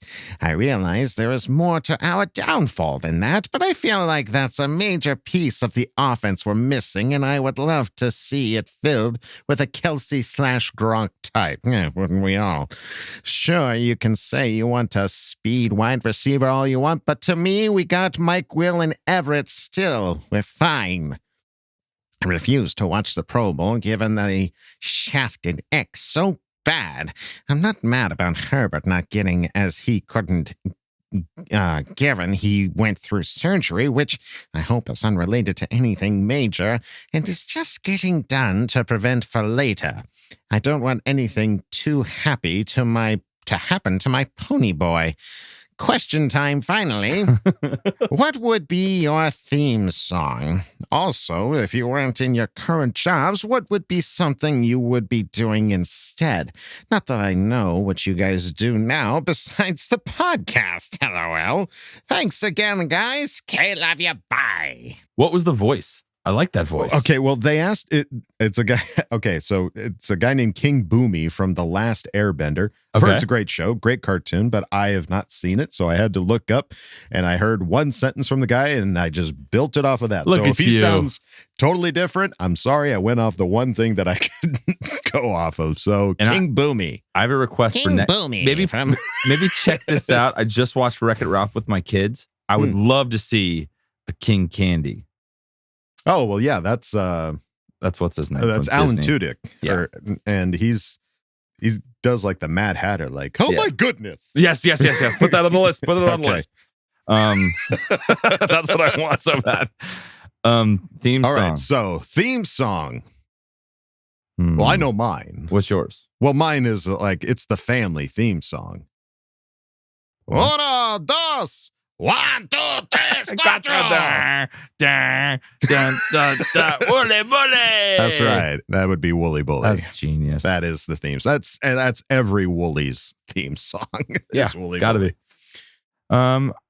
At the moment, I'm feeling like, a lot of love. So I believe in a thing called love. Just listen to the rhythm of my heart. I can see that being your theme. I got a lot of love, man. Sure. A lot of love to give. I can see you being in the WWE, walking down the ramp. Believe in a thing called love. But there's You're also like working days the where crowd from side to side. I could go Limp Bizkit and go, it's just one of those days when you don't want to wake up. Everything is everybody sucks. Yes. Especially when you talk about getting rid of Keenan Allen, because that will make me want to justify ripping someone's head off. No human. Okay, I'll keep going. I know that. I don't know why I know that song so well. It ages me so f***ing hard. You're a child of the 90s, my friend. Big time. So that, that would be my song, I think. All right. And if we weren't in our current jobs, what would be something we would be doing instead? I would be a lottery winner. A professional lottery winner. Once a year, just hit a jackpot. That would be my profession. But I love what I do, so that would be my pick again if I had a choice. I like that. I would say I would love to be doing I would love to be announcing sports. I would love to be like the voice at a stadium. SoFi? I would love to be that, but I don't. You would want to watch the game. Well, it's not that. Well, I do want to watch the game, and I still would watch the game. I would still be the one, getting everybody. You just like your riled up. radio would come on, and be like, ah! Like you can't do that, Adam. We talked about this. And now here comes Justin Herbert. Oh my goodness! Keenan Allen got a touchdown. Oh, sign me up for all of that. Jesus. I don't know if they would want that. I want it. The fans want that. So, all right. Well, there you go, Lexi. Thank you. Thanks, Lexi, for asking the question. Let's move it on now to Tom Telesco's burner account, who asked the question. Yo, Bolta, baby. Yeah, let's go. Moore is going to be a gigantic upgrade over Lombardi, and Herbert is going to be legend. Wait for it, Derry again. You see Eckler rapping, shit was fire. Okay, love you guys. Bolt up, baby. Tommy T. Did you see that? He wrote a rap for Mike Will, and his I saw it. I didn't get the context. Did he actually write it? Yeah. Really? Okay. Yeah, that makes it all the better. I wasn't sure if he wrote it or if somebody wrote it for him and he was just reading off a script, because the dude has the biggest balls. He will do whatever. He just goes for it. I love him so much. He's like, I'm gonna learn how to play guitar and show you my riff. I'm going to rap a song, an original song. Right. I'm going to score 20 touchdowns. Yeah. I love the balls. No, it was really quite impressive how well that worked out. Yeah. So I know that we've got some musically talented folks on the roster, and I think Eckler is now showing that he is one of those people. Yeah. So he's a lyricist of the highest degree. But that was pretty damn awesome. It was rad. All right. Bottom line, it was rad. We saw it. Awesome. Dope, rad. Tom Telesco's burner account, thank you for asking the question. Let's move it on now to Cam Seaman. Certified fresh. Who asked the question. I keep seeing certain fans saying to downgrade Eckler's role or just completely move on from him. I think with Moore as OC, you can utilize him as a change of pace back and red zone threat, and we use Kelly or a draft running back a lot more as a third down back. Thoughts? I do think it goes two ways. With a healthy O-line, I think Eckler becomes more efficient on the ground, but I think a pure runner will suit us better for 3 downs with Eckler being a true flex guy and TD threat. I just said, where is this shit coming from? Like, move on from Austin. Like, what? No. I don't think they're saying to move on. They're saying to like just downgrade his role. No, Like- I've seen people on Twitter say we need to move on from him. We need to get somebody else. All I will say is if you see something crazy and somebody says something insane that you're like, wow, I don't agree with that. Just imagine you're standing in a room with them in real life and they said that. Would you be friends with them? Would you stay in that little circle and talk with them? Or would you just slowly leave the room? And if you're slowly leaving the room in that hypothetical, unfollow. Mute. Because it's crazy talk. Like, that is wild. I think he's going to have a slightly different role next year. I don't think he's going to be checked down to the umpteenth degree the way he was this year. But you saw he can run between the tackles. You saw him break some big runs this year. Yes. It's about the style of blocking, the scheme, and how we dial it up and call it against different defensive fronts and different defenses. So he is absolutely going to be our RB1. I think you'll see a bit more of Kelly, which when we did see him last year, he was awesome. He was putting his head down and he was lighting people up. So I think if he gets some more time, some more rhythm, it's going to be good. So I think it'll be a 1-2 punch with those two. And then hopefully we see a little bit of spelling Spiller. Yeah, I don't know. Seeing people talk about like drafting a running back in the first round. No, that's the conversation I slowly back away from. Just in general, drafting a running back in the first round is just a bad idea in general. You see how that works out for most teams. It doesn't work out that well. Right. So as we heard from Kellen Moore earlier from his post presser is that like, it's going to be a mix. You're going to see guys. Eckler's just not going to be the guy carrying the load the entire season. And Eckler's called for that in the past as well, going like, "Hey, I need some of these guys to step up." Yeah. So I can see Kelly getting mixed in a lot more than he has been. I can see Spiller getting mixed in a lot more than he has. It might, instead of Eckler being the main running back, it'll probably be a 3-headed monster of some kind, where the guys are getting cycled out a lot more than we're used to seeing, which isn't a bad thing. Eckler fresher could be more effective. We could see a lot more of that if they're, you're not. Eckler already is a running back that doesn't signal what the play call is. When he's out on the field, you don't know if it's a run or a pass. Yeah, and it could be a run pass option or something like that. You already get that with Austin Eckler. So getting a guy in that is strictly a runner, you're already signaling to the defense what the play is going to be. And so they can already kind of prepare for something like that. I'm looking forward to seeing what it's going to be. Downgrading his usage, I think we're going to see that. I think we're going to see 3 guys and they're mixed a lot more equally than we're used to seeing, where Eckler is the main guy carrying this offense.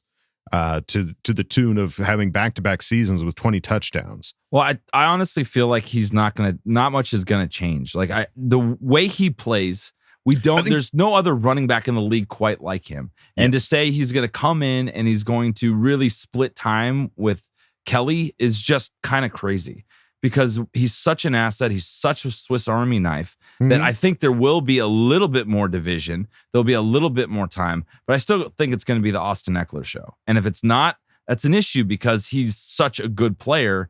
He makes defenses really account for everything he's doing. I'd love to see him on the field with Kelly. And they did a lot of that stuff at Dallas, where they both had Elliott and Pollard on the field at the same time. Give me some of that shit. Because what are you going to do? Who knows? Yeah. No, I think I think he will be utilized different than what we've seen. Yeah. I think his production is going to be maybe downgraded just a bit because of that, as a result of that. But he's still going to be utilized to the best of his ability. And I believe that Kellen Moore is going to know that and see that and use it appropriately. Well, and just you want the ball in your best player's hands. Our best player, absolutely. Justin Herbert, and you want to give it to our second best player on offense's hands, which is Austin Eckler right now. Right. He's been in the entire season. He was going, and he's 2 back-to-back 20 touchdown seasons. Like, that's insane. Right. So he's not going anywhere. Yeah, exactly. Maybe a little less. How about 15 touchdowns? We'll give the couple of the other guys one. We'll take 15 and all the yardage that he usually gets with a better run scheme. Let's do that. Right. Great question Cam Seaman, thank you Absolutely. for asking Welcome. the question. Let's move it on now to Hangry Seth, who asked the question. My goal is to ask a question every week until the draft. Now, has Kellen Moore brought his staff over yet, or what is the holdup? Until next week. Kay, love you. Bye-bye. I love it. He's coming at us every week. I love that. That's you're set a plan in motion. I want to see this thing finish. Take us to the promised land, Hangry Seth. Hangry Seth, bring it on. That's awesome. All right. Has Kellen Moore brought his staff over yet? There's no What is the holdup? There's no announcements on that. And it sounded like I thought he was gonna bring over a whole bunch of guys. It looks like they're gonna retain a decent amount of staff, but I think we're gonna wait till after the season's over, after next weekend, and then you'll start seeing some shit. Because people start really getting the official hires happen when that game's over, because those coaching staffs are available to hire. So a lot's gonna happen in the next 2-3 weeks, and we'll see what happens. But the fact that I think this time last year they'd already gotten rid of a shit ton of, or the previous, before we did the changeover to Lombardi, when we went from Lynn to Lombardi, it was like a full wash of staff. So yeah. But even last year there wasn't that much turnover. Everything was pretty much intact. So we'll see who he brings over. We definitely need a quarterback coach, and what they do with the run game coordinator. Right. Take one of those. Yeah, and we still need to see what happens with our linebacker coach as well. So there's still moves to be made.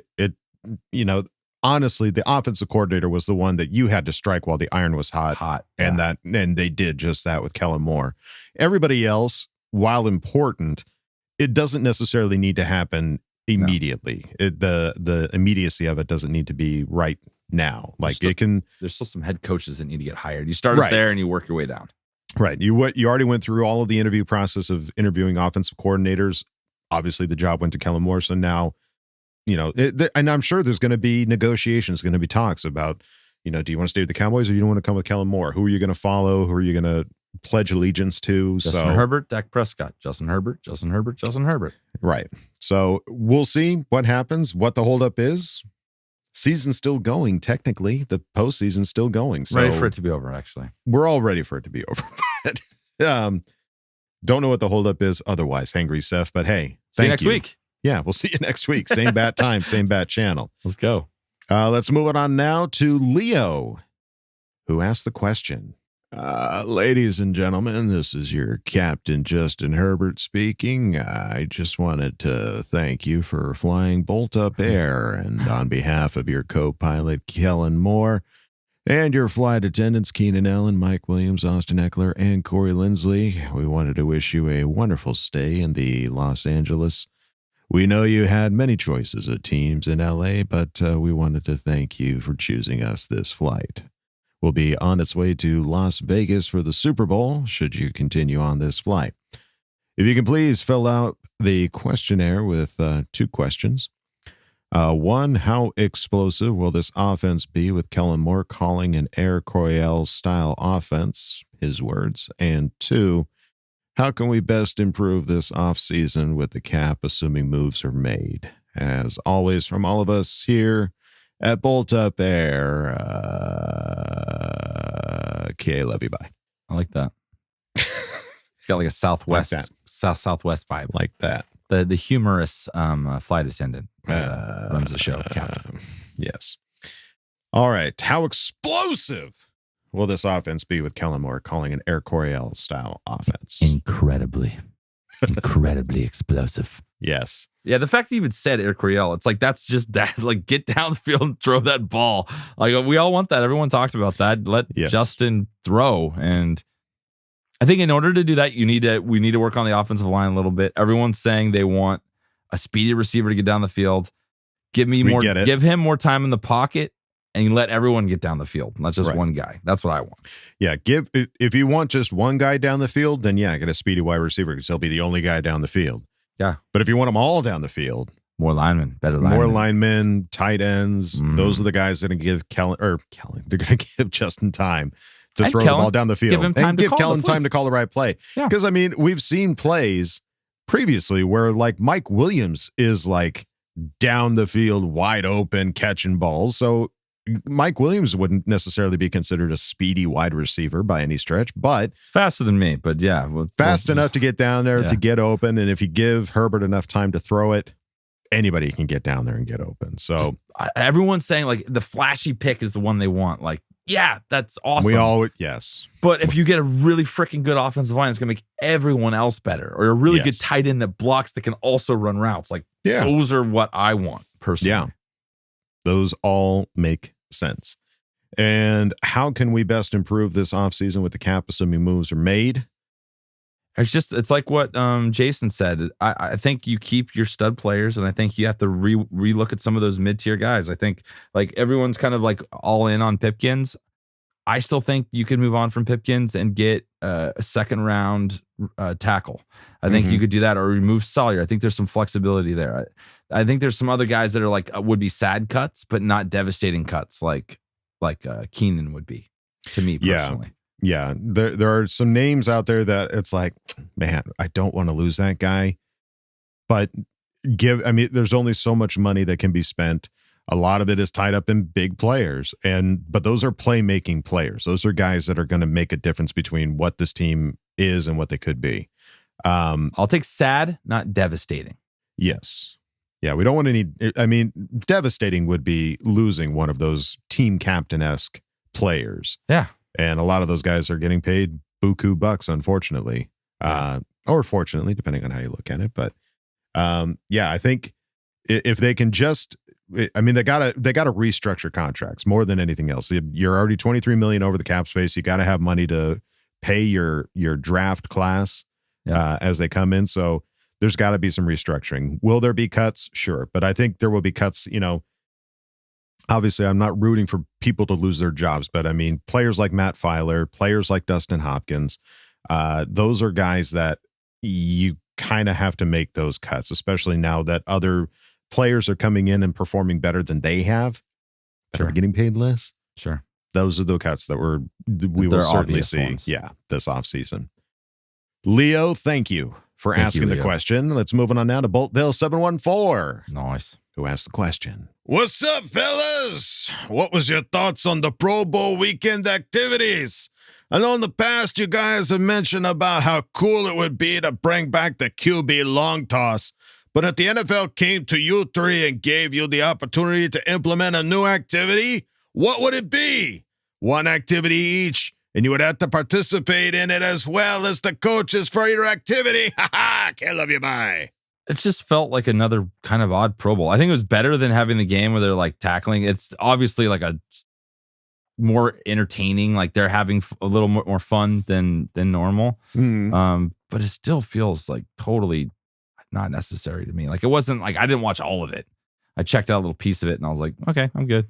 That was fun. Kind of cool. And then Derwin got the pick. That was fun. But it's flag football, so. It's just weird because you're wanting football. And so like when we watched it last year, it was just like, yeah, I guess it's football, but nobody's really trying out there. Yeah. And I'm like, okay, well, we're going to make it fun. We're going to have games and activities and stuff like that. It's like, okay, cool. So let's try that. And it was like, I guess, I mean, I don't know.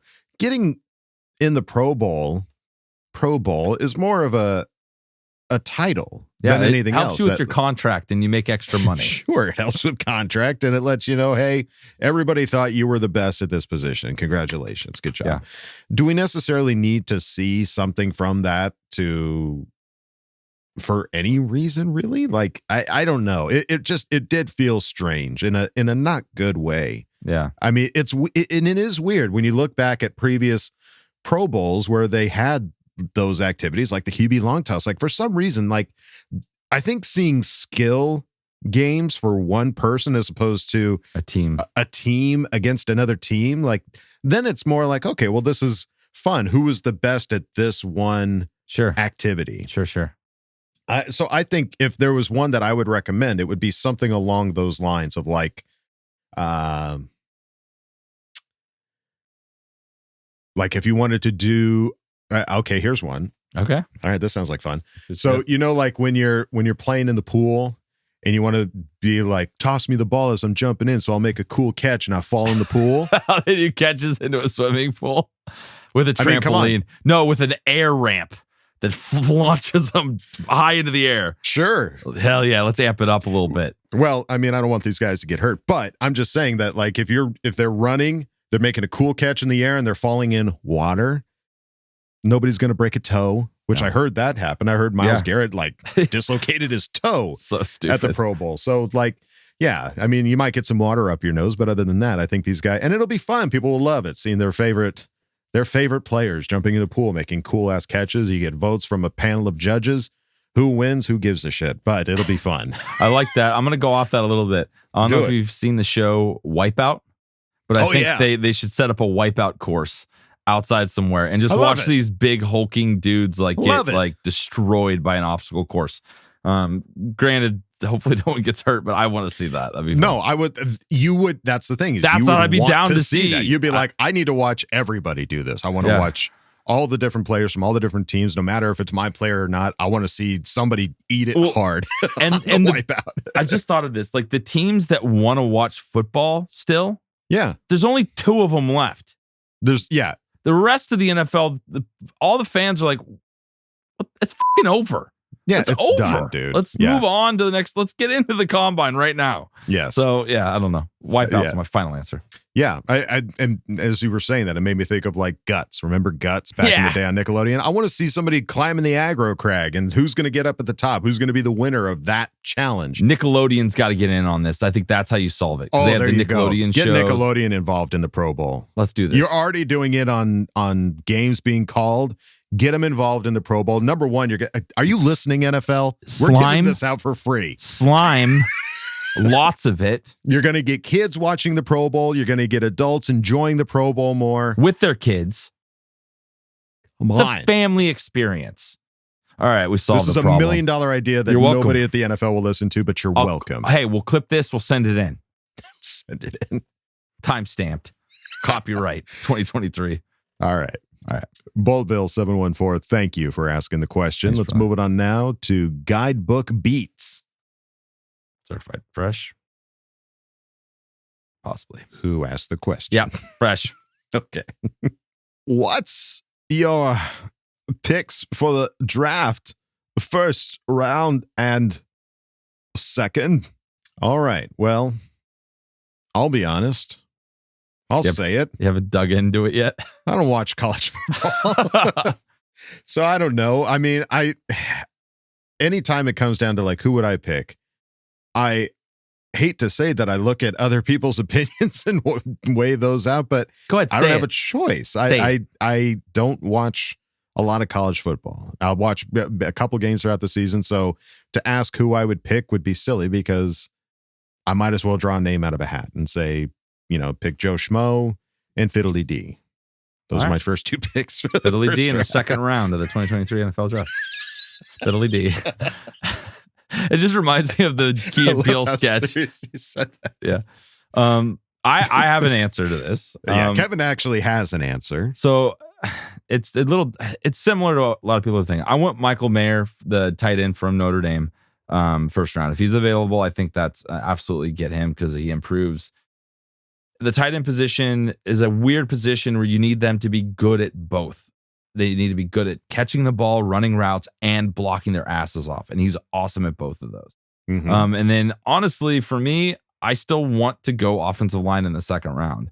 And there was this kid on the Senior Bowl. It was DeJuan Johnson. He's just a freaking monster. He's just huge. His like wingspan is like 7.5 feet, which shit. is like insane. Like imagine trying to get by that guy. Put him at right tackle. Like I just want to protect Justin, and I want to give Justin Herbert weapons. I thought our defense was solid. You look at obviously an edge rusher or something like that. But for me, offense, I want a tight end. If Michael Mayer's there, go. And then somebody like that, an offensive tackle that is not a prospect that can get in there and play right away. I think those first 2 rounds we need to hit. We need to hit to be, solid and help with this cap problem we have this year. Yeah. No, that makes sense. There you go. Thank you. Guidebook beats. That's as good as answers you're going to get from us. Kyle might. I don't know that Kyle would have a names for the first two either. Be honest, he might. We were texting a little bit back and forth. Were you? He's got some ideas. Well, I'm sure we'll get this question multiple times in the off season before the draft. We'll do a little more so research before we get back. Some of us will. Guidebook beats. Thank you for asking the question. Let's move it on now to Daryl Sandlin, certified for 21, who asked the question. Hey guys, finally back online and hoping this reaches you for Ask Boltfam. First off, thank you for helping us smile. Best podcast around. Hoo-ha. Okay, one name I want in the first round. Dalton Kincaid from Utah. Talk amongst yourselves. Hoo-ha. Okay, love you, bye. I think he'd be this is also a tight end that I would not be upset to get. And I know, Haglund over at Guilty as Charged loves him because I think he went to his alma mater, I believe. So he's watched a lot of him. So he has a good reason idea. as any. So, hey, throw it out there. A tight end. I kind of like the Notre Dame guy a little bit more just for me. Tommy probably has a bigger connection to that. And he just has a better highlight film that got me more hyped up. Maybe that's what it was. I just got, I didn't go full send on both these guys yet, but I think that's the direction. It's help Justin, help the running game. I think if you can find a stud tight end in the first, we're going to be so happy when it comes to Sundays and Mondays and Thursdays and possibly Saturdays. I love it. There you go. Daryl Sandlin 21, thank you for asking the question. Let's move it on now to Iries Exotics. Ooh. Very exotic. Who asked the question? What wide receiver do you guys hope falls to us in the first round? So in terms of like a wide receiver, I don't. It's going to be a best available. Some of these guys I am talking about are drafted already. You go, that's just what the team does and goes best available. I think if like people have been throwing the name around, awesome receiver, very quick, very elusive, did a lot of work in college with Zay Flowers. I think that could be a good option. But I know everyone wants a first round wide receiver. I'm not really in that camp. I'm more in the camp of building the fortress around Justin and helping with this run game before I am go grab one of those guys. But if all the top guys are gone and you can get somebody good in the second round that could fill that space, somebody like Flowers, that'd probably be a good option. Mm-hmm. Yeah, I'm more inclined to believe that line of thinking as well, that like, do I want a wide receiver in the first round? Not necessarily. If we draft a wide receiver in the first round, am I excited? Of course. Sure. But I think if it were up to a guy that's never general managed a football team in his life, I would rather see a wide receiver later rounds. Because there are going to be some speedy guys that are going to fall as well that aren't going to be first round guys. I mean, you want to point out, first round wide receivers. That's tough to say 5 times fast. First round wide receiver. Yeah. That are immediately impactful on teams.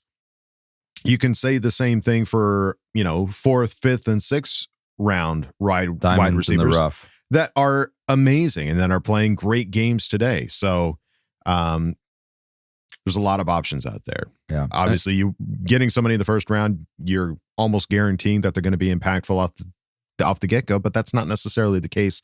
And is that what the team needs right now? Yeah.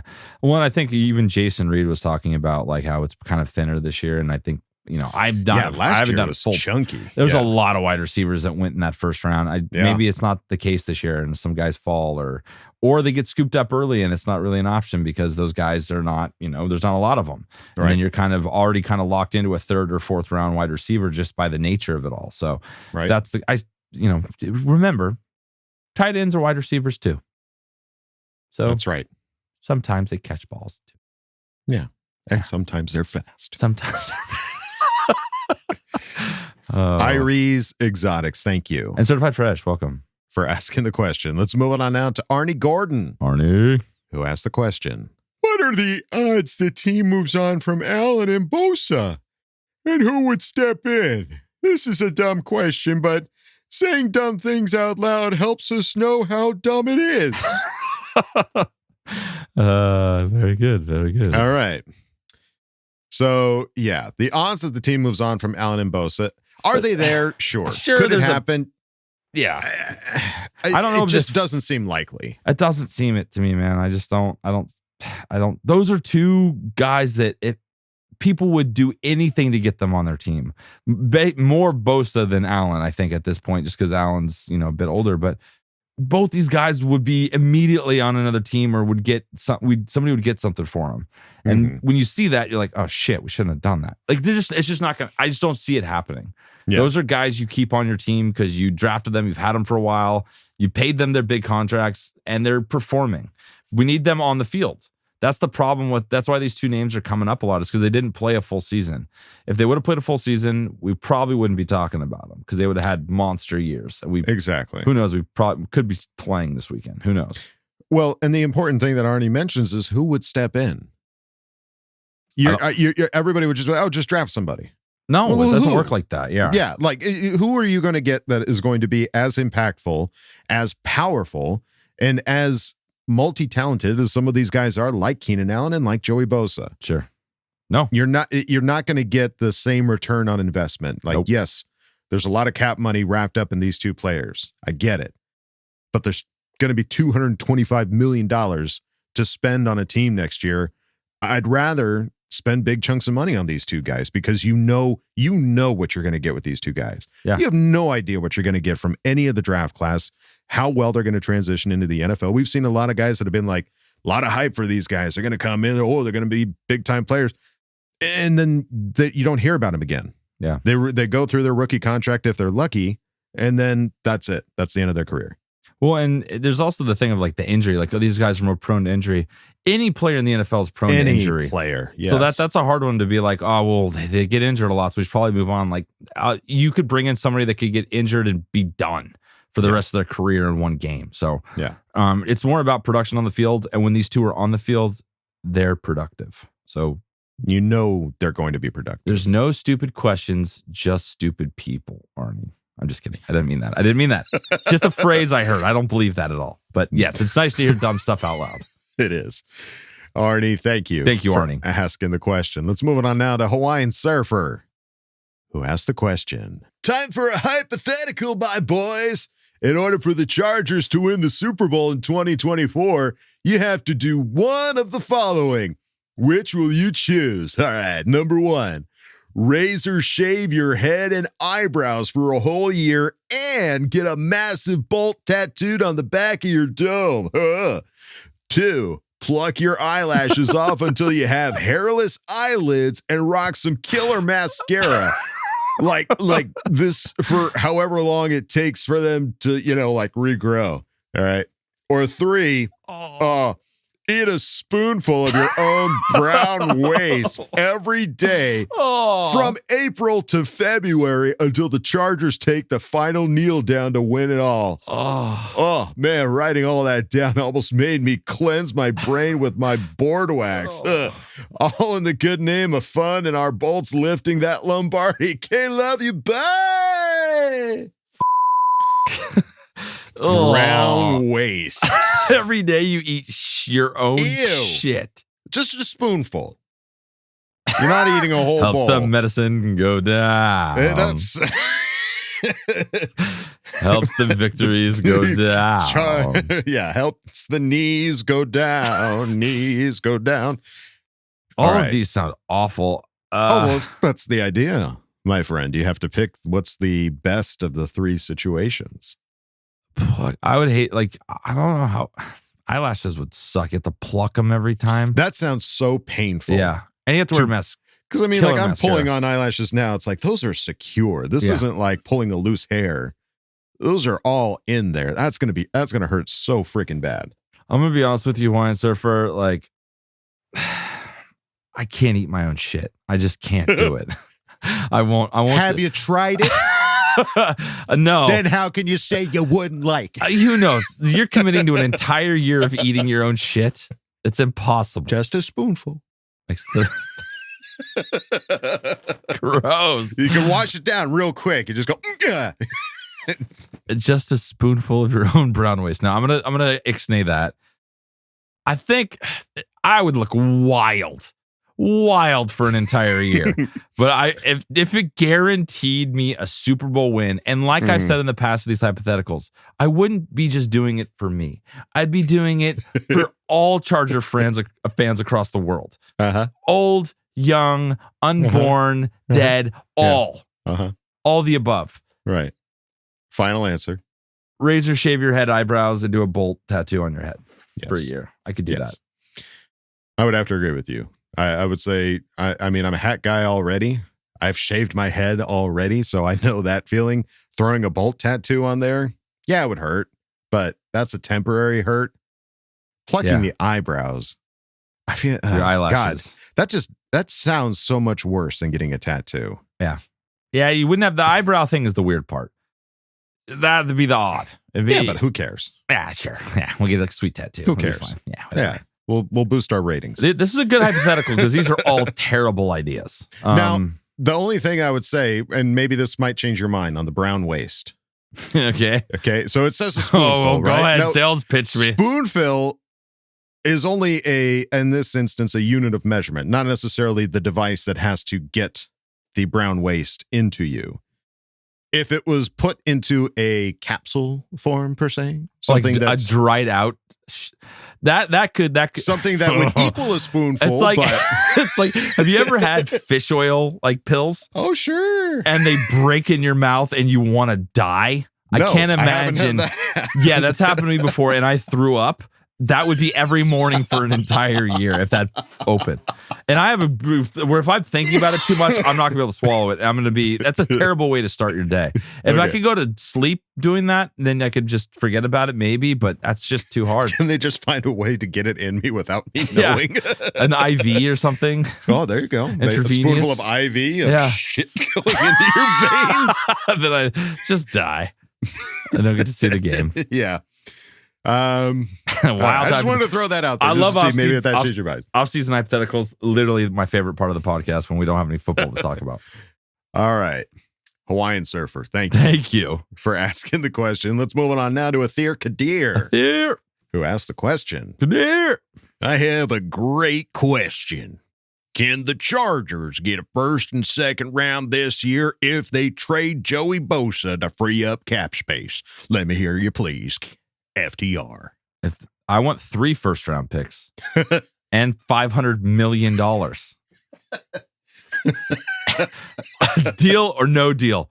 That's it. That's my final offer. 3 first-round picks and $500 million. And then you can have Joey Bosa. Yeah, a first and a second for a player. Dude, it's Joey Bosa. No. Yeah. Like, no. You're saying a first and second question mark to free up cap space, which, again, I get it. We're over on our cap space. We need to free it up. Let's leave the money figuring out to the people that figure out the money. And let's hold on to the players that we know can be impactful. We know can be good. Did Joey Bosa had a bad end to his season last year? Did he throw a temper tantrum? Yes. He did. Do my kids? Yes. Do I trade them away for a first and a second round pick? No. My wife would kill me. Yeah. You don't trade away a guy for a bad game. No. You don't trade away a guy because he's had some injuries. Yes. You just don't do that. No. So great contribution. Right. Yes. No. I'm a yes, no guy. I'll be your hype man. That's all right. So I love the thinking. I get it. Trading a first and a second for a player that is as impactful as Joey Bosa. I get it. Do I agree with it? No. 9. But you're thinking, and I like that. Athir Kadir, thank you for asking the question. I like that. Let's move on now to Landon Sumner. Oh, Landon's back. Who asked the question? You have a 3-year deal, a 2-year deal, and a 1-year deal to give to our top 6 free agents. What contracts are you giving to who, and who are you letting walk? Also, I'm curious, what do you think Carr will be traded, and how much do you think the Raiders will get for him? Who? Let's see, you've got Morgan Fox, DeAndre Carter, Drew Tranquil, Kyle Van Noy, Trey Pipkins, and Bryce Callahan. Woo! All right, I'll just do it quick. I'll go 3-year contract. I'll go Tranquil. I'll do 1 year Van Noy, 2 years Fox. Okay. Those are my picks. What about you, Wooldog? I kind of want to go with the same players. Different. But if this is obviously this is a question where you're not thinking about how much these guys are going to cost. I don't think like that. You can't think of it like that. Never. So I'm going to say 3-year deal, Tranquil. I'll agree with you on that one. Fair. I'm going to say 2-year deal, Van Noy. 2. Because I want to see, I think we started to see something from him at the end of this season that could potentially, the longer he's with the team, the more he can have that kind of an impact. And the 1-year deal I'm going to give to Pipkins. Squeeze one more year out of that right tackle. He had a great, I won't say great. He had a good season last season when he was not injured. Well, that's the thing. Kyle made such a good point. Like, he was in a contract year, so would he play through all that injury in a year where he has? That's why I won. I guess that's why I'm only giving him 1. Okay, good point. I see what you're doing there. I see. I'm not giving him the bag. I'm just giving him 1 year. Yes. Okay, noodler. I see what you did there. All right. Do you agree with us, Landon? I would love to know. Please. Let us know, Landon. Let us know what you think. Thank you for asking the question. Let's move on now to the broads. Oh, shit. Who asked the question? Hello, gents. Gee golly, isn't it a great day to be alive? How excited are you guys for the Super Bowl? Yeah, us neither. We're going to Disneyland instead. Oh, so we thought we'd test out Wooldog's Disney voices. Oh, shit. Gosh, how's your Goofy impression? We already know you can do a great Donald.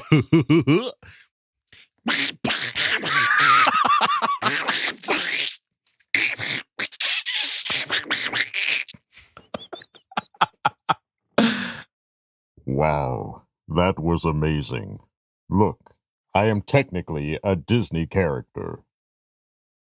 How about Luke Skywalker? Can you do him? Uncle Owen.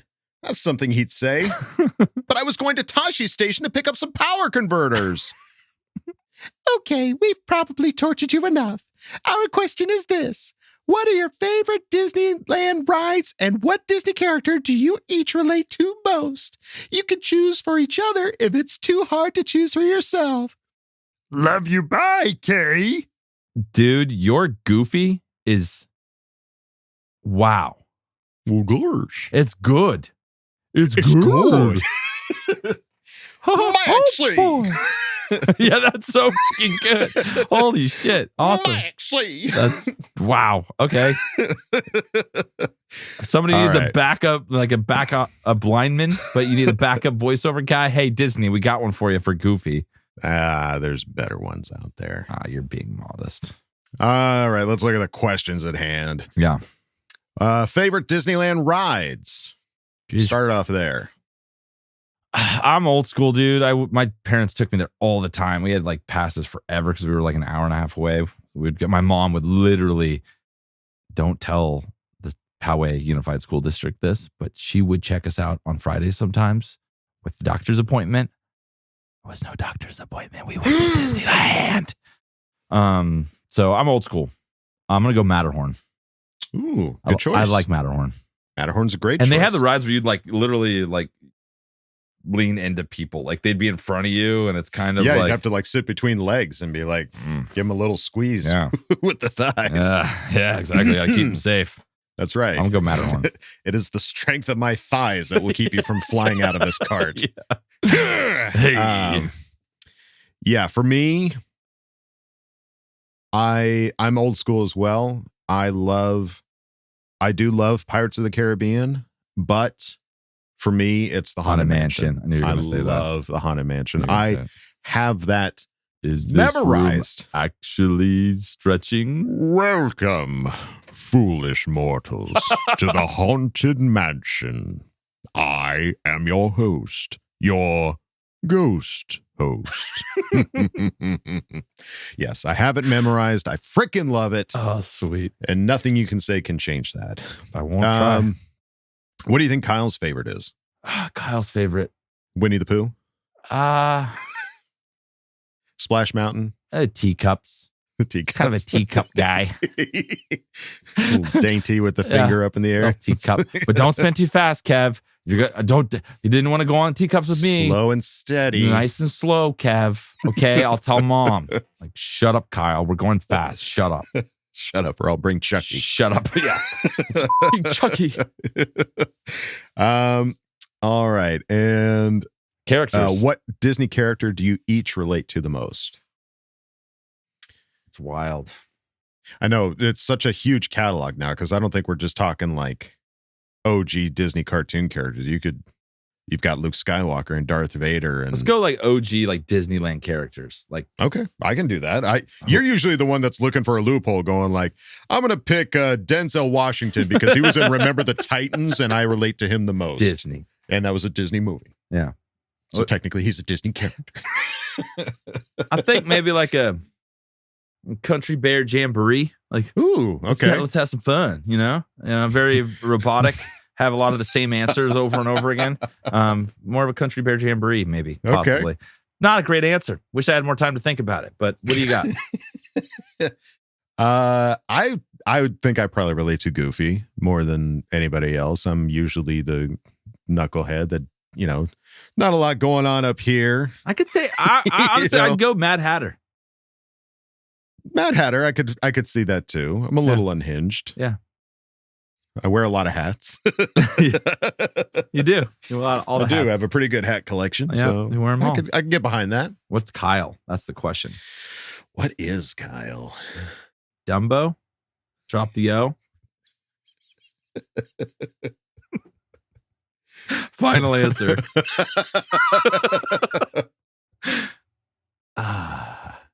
Kyle, I'm trying to think of something better and I can't, dude. I'm sorry. Pretty good. I can't. Dumbo, drop the O. We love you, Kyle. You'll have to defend yourself. Don't tell Mom on me. All right. The Broads. Love you too. Thank you for asking the question. And enjoy Disney. And make sure you get in there and get those passes early because you can like check in before you even get to the park. Do that. You got to. Otherwise, there you go. Words of wisdom. Yeah. That's what I'm told. Or so I'm told. All right. Thank you for asking the question. When we go out of Ask Boltfam with our old favorite Jeeves, the D is silent. Who asked the question? Hey, baby! So here we are, baby! The dreaded off-season, baby! These front office guys got some work to do, baby! They're gonna need some big dicker energy for these decisions they got, baby! TT has got some magic to do, baby! So many free agents, baby! So little money, baby! One of these free agents, I'm hoping they bring back is Van Noy, baby! Who I realize is actually the Duggan Bros spirit animal, baby! Let me explain, baby! Besides the coach's connections, baby! His initials are KVN, baby! It's so obvious, baby! Gotta love it, baby! So, baby! With the offseason gone, baby! I think we need some rewards, baby! So go ahead, baby! Pass them out, baby! The offensive MVP, baby! The defensive MVP, baby! Special teams MVP, baby! The MVP, baby! What's MVP, baby? That's the most valuable, baby! Baby!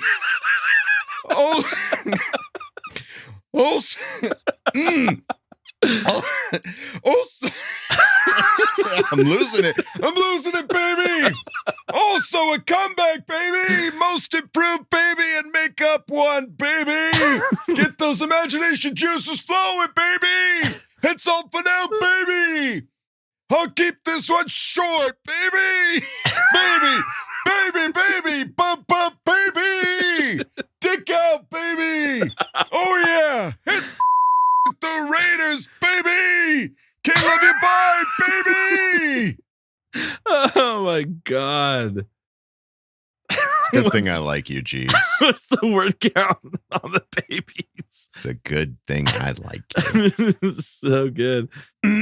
Dick out, baby. Dick out, baby. All right. MVP. Ow. All right. MVPs, All right. baby.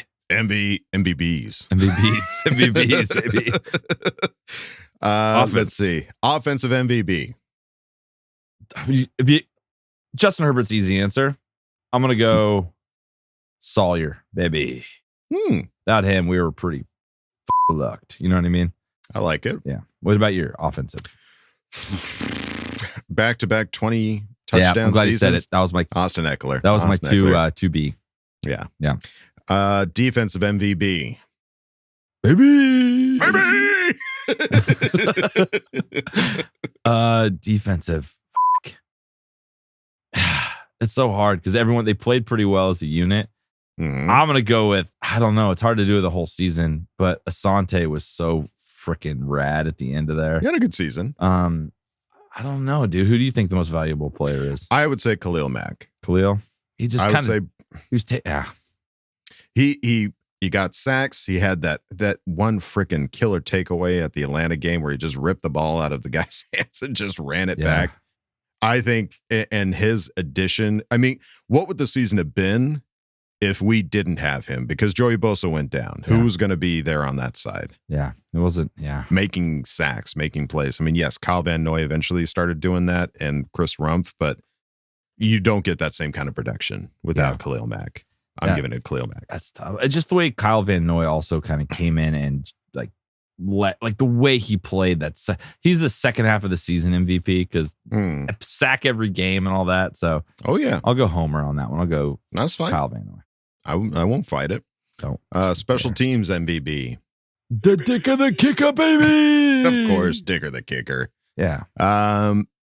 Let's see. Most valuable baby. Most valuable baby.